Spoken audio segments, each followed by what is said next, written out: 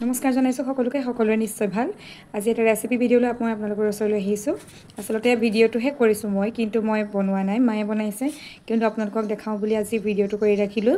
মায়ে প্ৰায় বনাই থাকে। পিঠাগুড়িৰ পৰা কেক বনাইছিলে। যিহেতু হেল্ডিও হয়, আপোনালোকে নিজেও খাব পাৰিব বা আপোনালোকৰ ল'ৰা ছোৱালীক স্কুলত টিফিনৰ কাৰণেও দিব পাৰিব বা ঘৰতে হ'লেও খাবলৈ দিব পাৰিব, হেল্ডি হয় কাৰণে। আপোনালোককো দেখাইছোঁ।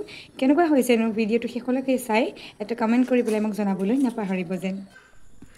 পিঠাগুড়ি, গুড়, গাখীৰ, বেকিং ছ'ডা, নিমখ, নাৰিকলৰ গুড়ি এই সকলোখিনি গোটাই ল'ব লাগিব।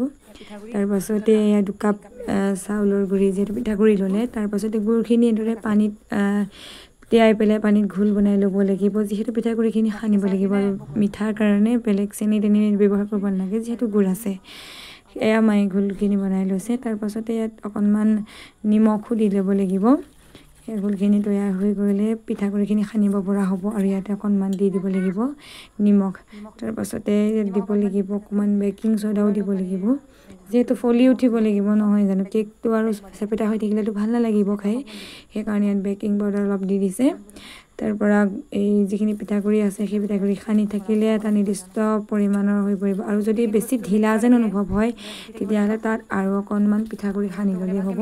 চাই ল'ব যাতে আপোনালোকে বেছি পাতল নহয়, কাৰণ পাতল হ'লেওতো ভাল নহ'ব। আৰু ইয়াত অকণমান শুকান নাৰিকলৰ গুড়ি দি দিছে, যিহেতু অকণমান খোৱাৰ সোৱাদটো অলপ বেলেগ এটাত আহিব, গতিকে ভাল লাগিব।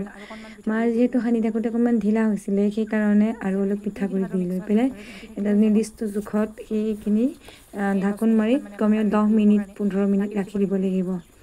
সেইকাৰণে এইখিনি ঘোল ধুনীয়াকৈ মিলাই আৰু যাতে বেয়াকৈ থাকি নাযায়, বাবলছ নহয়, গোট খাই নাথাকে, সেয়াও ধ্যান ৰাখিব লাগিব। আৰু এনেদৰে গুটি একেবাৰে 10 মিনিটৰ কাৰণে এনেকৈ ঢাকোন মাৰি থৈ আৰু ঢাকোনখিনি উদঙাৰ পাছত কি কৰিব লাগিব, অলপ ঘিউ দিব লাগিব। আৰু যিহেতু এনেকুৱা ডিছপ'জেবল কাপ থাকে আৰু কাপবোৰত অলপ ৰিফাইন তেল লগাই ল'ব লাগে, যেতিয়া লাগি নধৰে।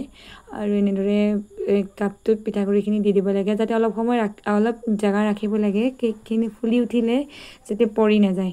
সেইকাৰণে অলপ দাব কৰি দিবলৈ লাগে, কাৰণে তাত বাবলছ নাথাকিবৰ কাৰণে। আৰু এয়া গেছত ষ্টেণ্ড দেখাইছে দেখিছেনে মায়ে। কুকাৰটো আৰু কেৰাহীখন পাতি থৈছে, অলপ গৰম কৰি ৰাখিছোঁ দেই আগতীয়াকৈ। তাৰপাছতে তাত সেই ষ্টেণ্ড আৰু ষ্টেণ্ডকেইটা দি দিয়াৰ পাছতে তাৰ ষ্টেণ্ডৰ ওপৰত বেছি গৰমটো নোপোৱাকৈ ভাপতে কেকখিনি সিজিবৰ কাৰণে দিছে। মই আঁতৰৰ পৰাহে কৰি আছিলোঁ আৰু এই মায়ে ওচৰৰ পৰা কৰি দিছে। এনেদৰে কি কৰিব লাগিব, কেকখিনি ৰাখি দিব লাগিব। আৰু এয়া চাওক, কমেও 20 বা 25 মিনিটৰ পাছত ইমান ধুনীয়াকৈ ফুলি উঠিছে কেককেইটা। আৰু এইকেইটা ঘৰতে চাহৰ লগতো খাব পাৰে, ল'ৰা ছোৱালীক স্কুলত টিফিনো দি পঠিয়াব পাৰে। অতি হেল্ডি হয়, কোনো দিগদাৰ নাই।